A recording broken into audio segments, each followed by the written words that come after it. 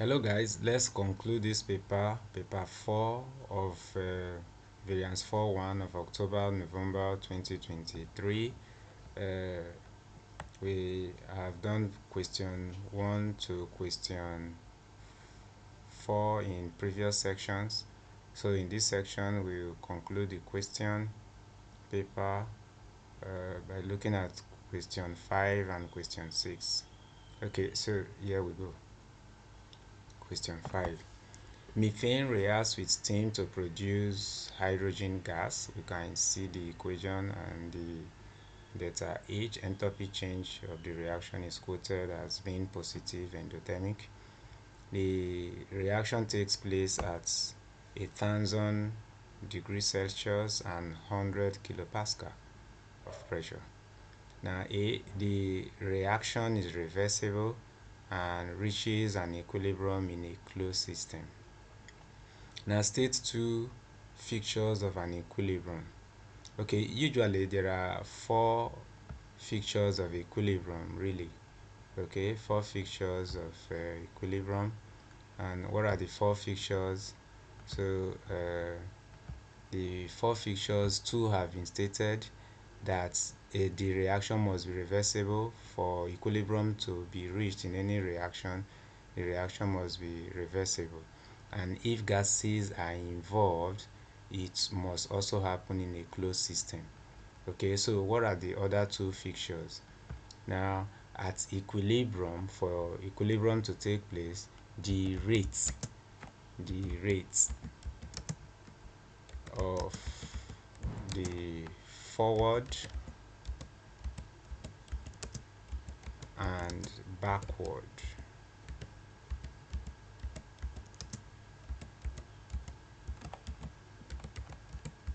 reactions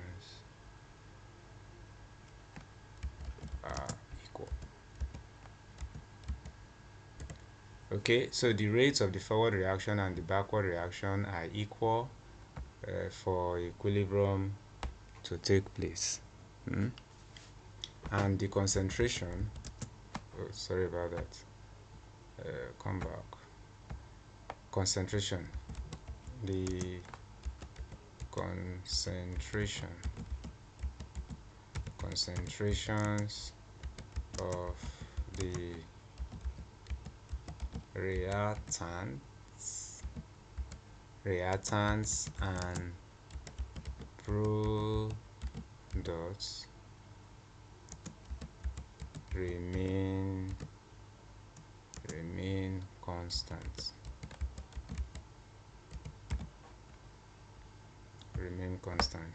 So please, I hope you get it. The key word here is that the rates. Oftentimes students write the backward and the forward reactions are equal, not the backward and forward reaction. The rate is key. The rate of the forward and backward reactions are equal, not just the forward and backward reactions, no. Then here we say the concentrations of reactants and products remain constant. In other words, they are not changing. Really, we say this is a dynamic equilibrium. They are actually changing, but because they are changing at the same rate, we can't observe the change.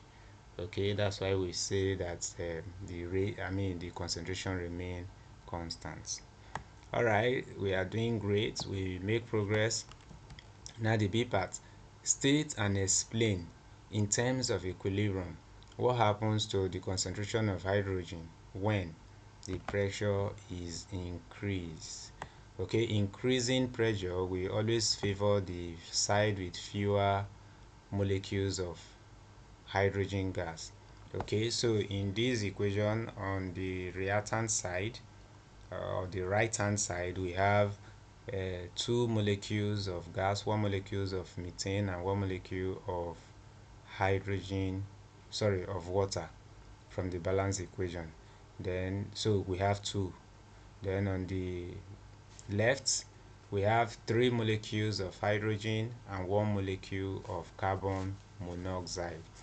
In other words, we have 4 molecules of gases. So increasing the pressure will favor the side with fewer molecules. In other words, hydrogen concentration will be reduced because we have more of methane and steam. We'll have more of methane than steam.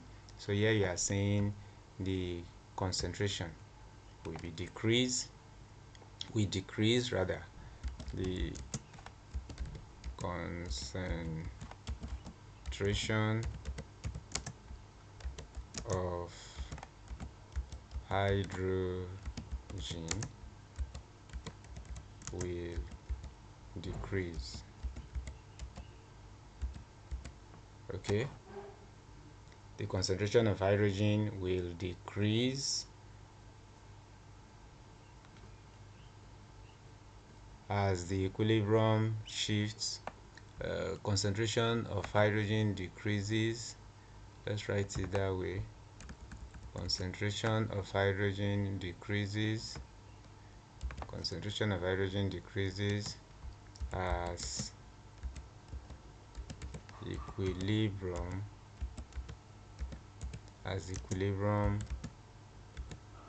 shifts to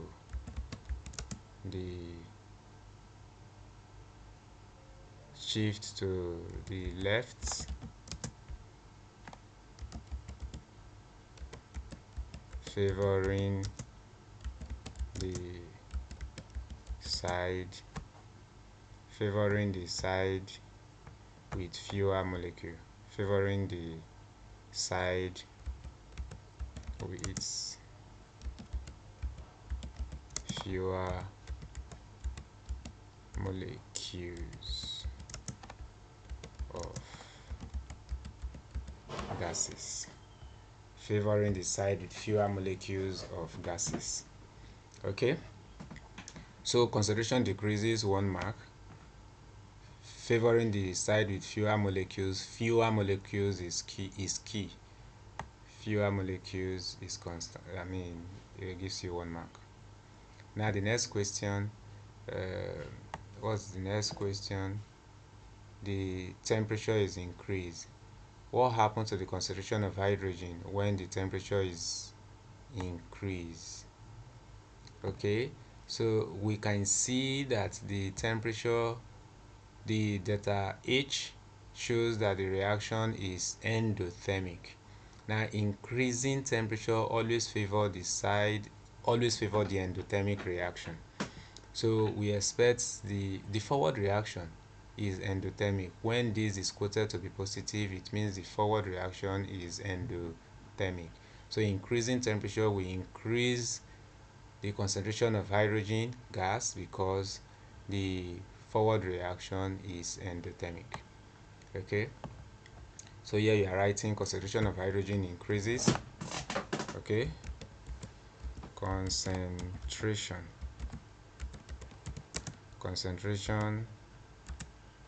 of hydrogen increases as the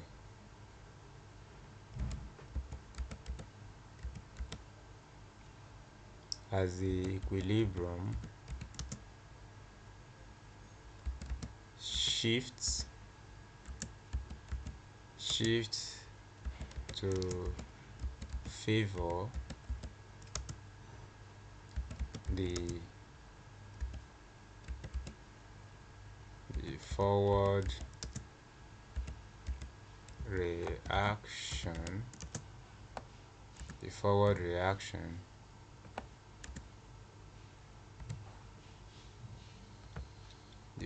reaction.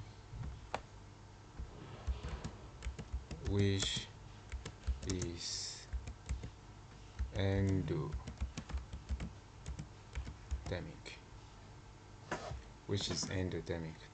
Okay, so concentration increases 1 mark, favoring the endothermic reaction 1 mark.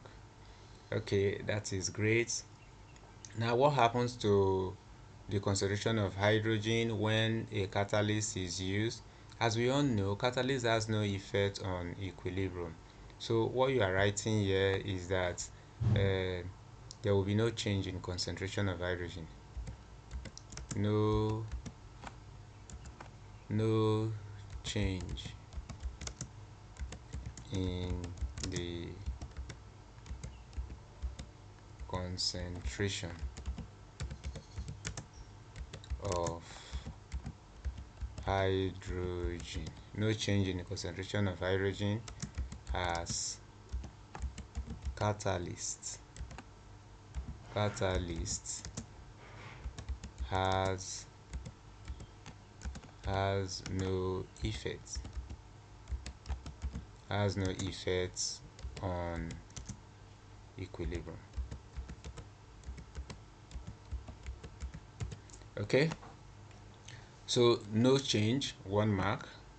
Catalyst has no effect on equilibrium, 1 mark. I hope that is understood. Okay, so we make progress now.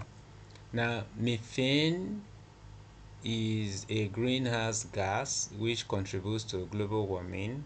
We know that. Name a greenhouse gas found in clean, dry air. Okay, so we know 3 main gases as greenhouse gases. So you have methane, carbon dioxide, and water vapor. However, here we are told that in a dry air, so water vapor, the option of water vapor is out. So you have carbon dioxide. You have carbon dioxide as our main culprit. Now, explain in terms of thermal energy how greenhouse gases cause global warming. Okay, so this is simple. The first thing you want to say is that energy from the sun gets absorbed and reflected back to the earth. Okay, energy from the sun or radiation from sun, whichever way. But here you are being told to thermal energy. So we say energy from the sun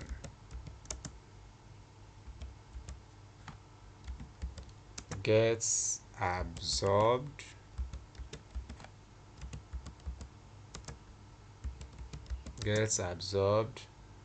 and reflected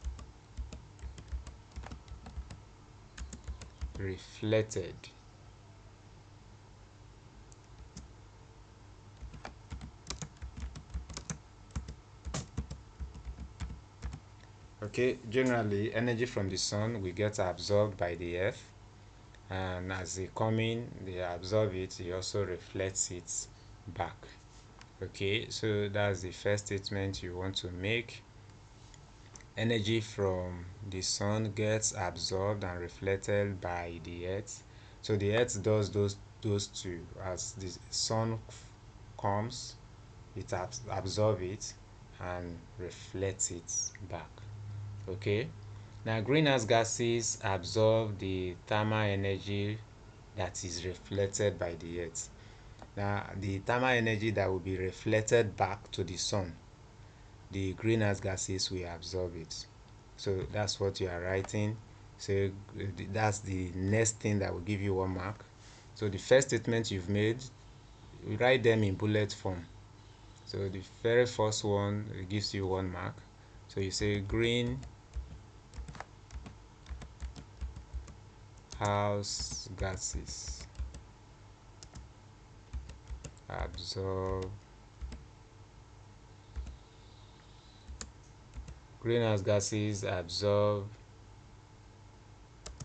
the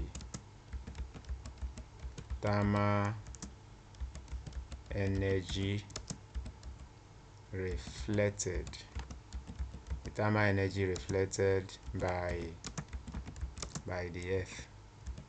Okay, the greenhouse gases will now absorb the thermal energy that is reflected by the earth, and the greenhouse gases again reflects the energy that they have absorbed from the earth, that the earth was reflecting. They will now reflect it back to the earth. especially at night, and that warms the earth. Okay, so the next statement you are writing is greenhouse gases reflect the absorbed thermal energy in all directions back towards the earth, thereby warming the earth. Okay, so you are writing that the greenhouse gases, the greenhouse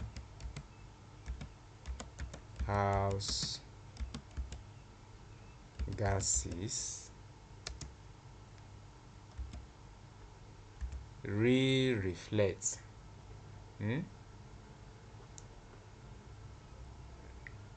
reflects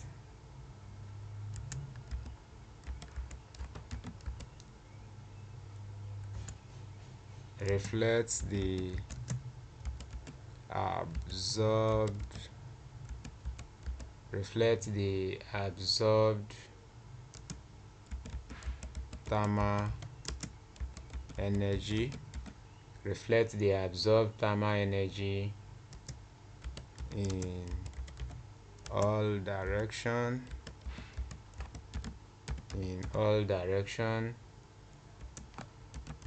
back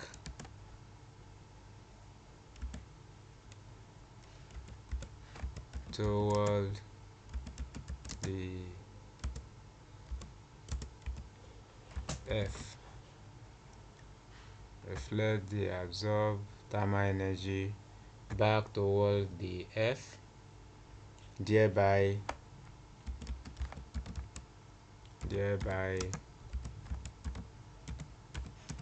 warming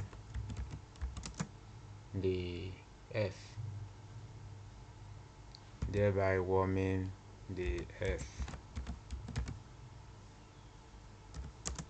And that's what we call the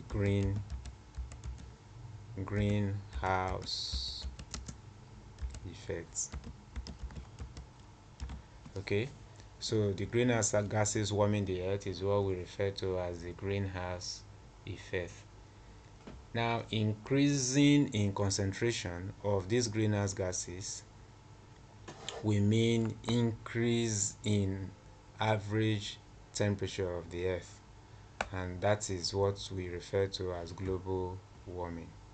Okay, so that's the conclusion.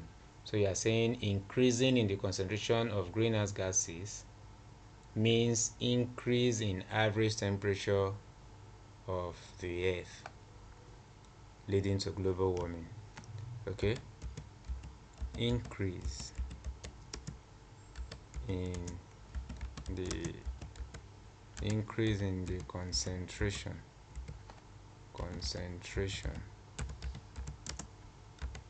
of greenhouse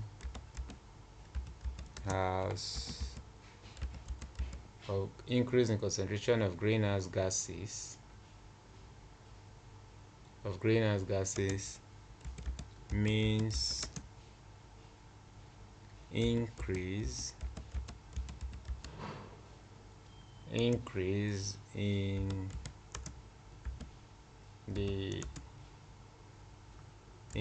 in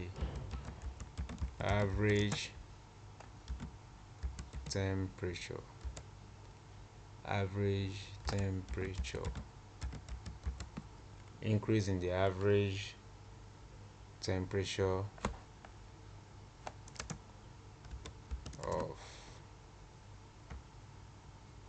increase in the average temperature of the atmosphere.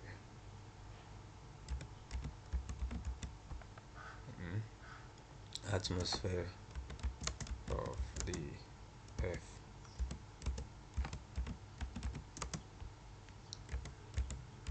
Leading to global warming. Okay, so these bulleted points are what is going to give you your mark. Energy from the sun gets absorbed and reflected by the earth. Greenhouse gases absorb the thermal energy that will be reflected back by the earth to the sun. Now I haven't absorbed them, especially at night when the the sun is no longer absorbing and reflecting. The greenhouse gases will now release in all direction, reflect in all direction the absorbed thermal energy. The thermal energy that the greenhouse gases have absorbed, they will now release it in all direction, and that will be used to warm the earth, and that is what we naturally refer to as greenhouse effect. Now if the greenhouse gases increase in concentration, then you expect the average temperature of the atmosphere or of the earth to increase, and that is what we refer to as global warming. Okay, so I hope those explanations will add color to your understanding. Okay, so we are making progress to question 6. Ethanol is manufactured by two methods. Method 1, fermentation of aqueous glucose. So glucose has to be dissolved in water. Method 2, catalytic addition of steam to an alkene. Okay, so the A part, method 1 takes place at room temperature and pressure. You know that, you know the reason, because the yeast as a living thing cannot survive in extreme temperature. So state two other conditions needed in method 1. Okay, so we need catalyst, as I've mentioned, a biological catalyst, yeast. So you say presence of yeasts as our catalyst. Okay, that's enzyme. Then we don't need air. It's an anaerobic situation. So you say absence. Okay, absence of air or absence of oxygen. Okay, those are the situation. Okay, we make progress now. Now state the typical temperature and pressure used in method 2. Okay, so the temperature is usually 300 degrees C, 300 degrees Celsius.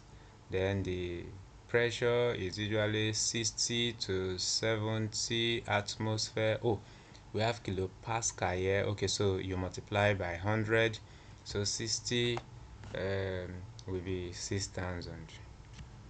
Okay, 6,000 kilopascal. Okay, now name the alkene used in method 2. What alkene? If we use ethene, if we use ethene, it will be ethanol. If we use well, okay, so ethanol. So since we are making ethanol, we need ethene. Okay, so ethene, here you come. So if you are making propanol, you use propene. Butanol, you use butane. Okay, state why the reaction in method 2 is referred to as an addition. So for every addition reaction in organic chemistry, there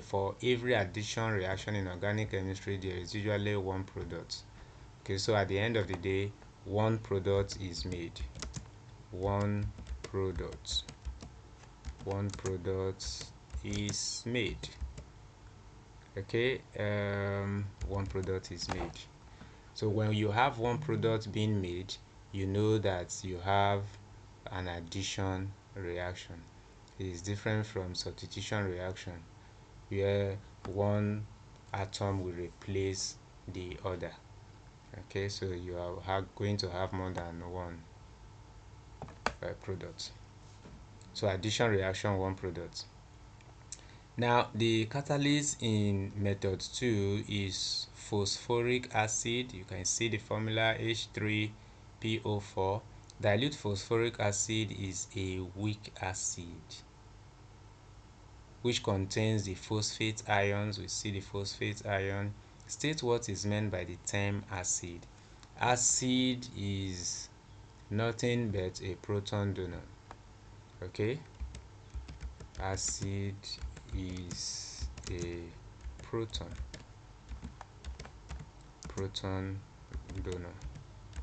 So acid is a proton donor or hydrogen ion donor. Okay, proton here we are referring to hydrogen ion.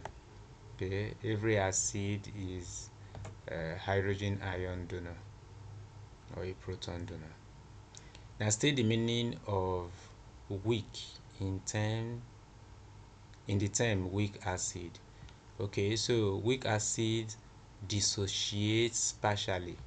Okay, so you know that weak acid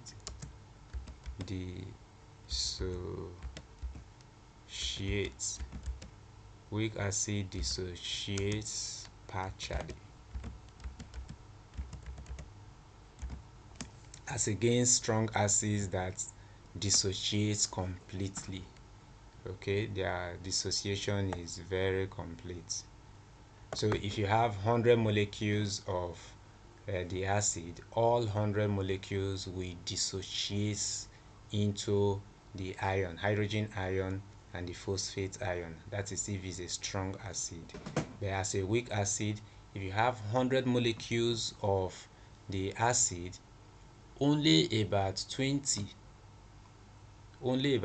will dissociate to hydrogen ion and the phosphate ion. The remaining of the 80 acid will remain as hydrogen H3PO4, not dissociating into ions.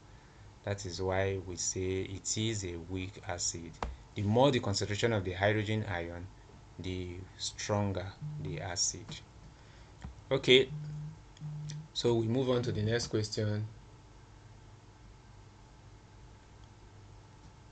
Determine the oxidation number of the phosphorus in the phosphate ion. Show your working.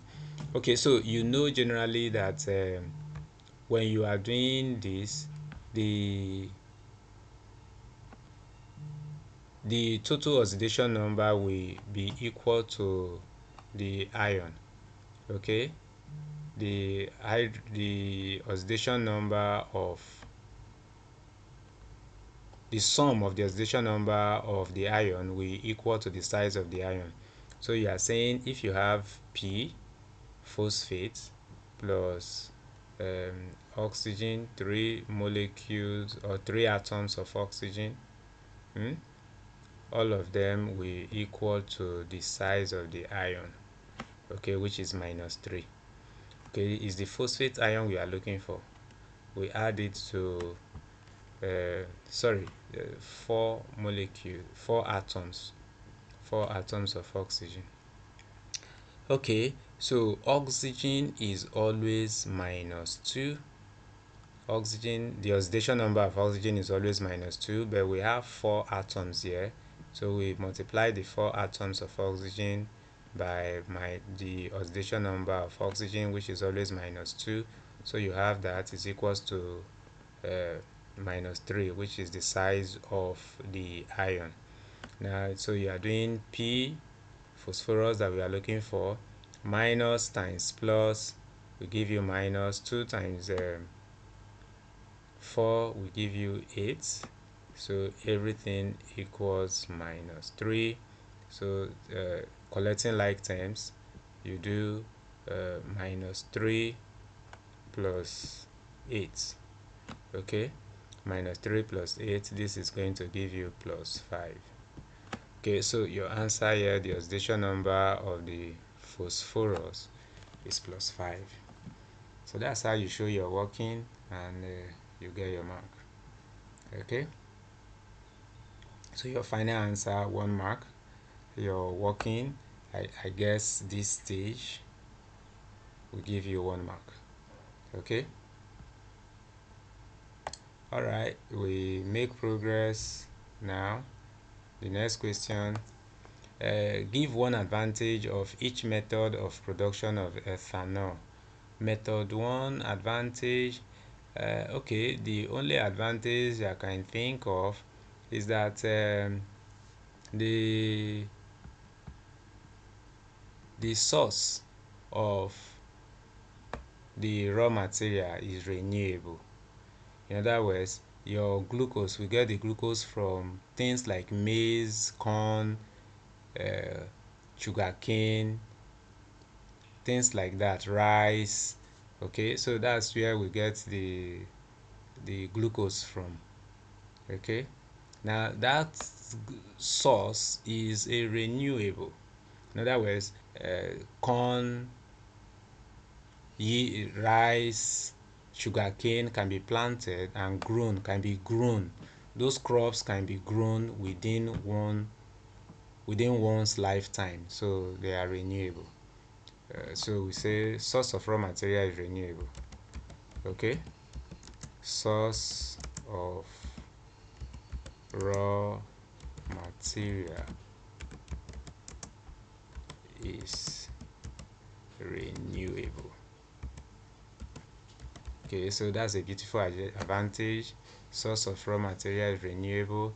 Now method 2, which is the chemical method, is a very fast process. Okay, fast process, say fast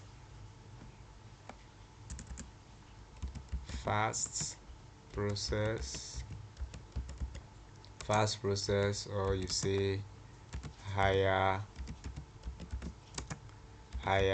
rates of reaction. Okay, higher rate of reaction. All right, that's done. Ethanol can be converted to ethanoic acid by reacting it with an acidifier oxidizing agent.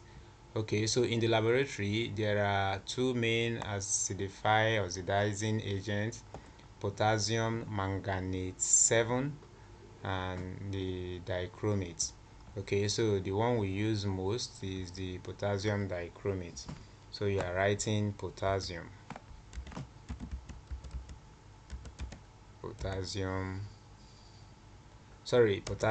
manganate 7. Potassium manganate 7. Okay, potassium manganate 7. Now state in terms of redox what type of reagent ethanol is in this reaction. Now since potassium manganate is oxidizing agent, obviously ethanol in this process, in this reaction, is going to act as a reducing agent. Okay, so simply you are saying reducing agent. Okay, reducing agent, that's fine, great job. Ethanoic acid, so we are moving on to F. Ethanoic acid reacts with calcium to form a salt and one other product. Name the salt.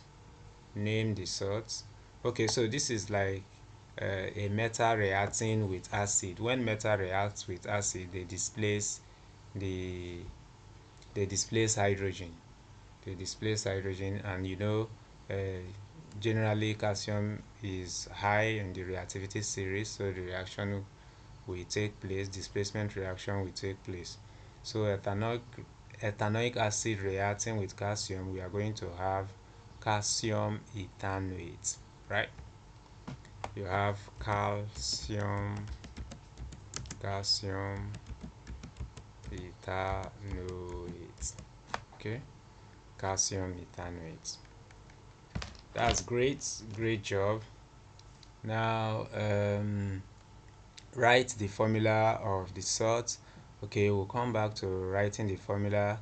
Now identify the other product. I think I've mentioned the other product, that is a displacement reaction, so hydrogen will be displaced. so hydrogen will be formed. Okay, so let's see, let's write the formula now.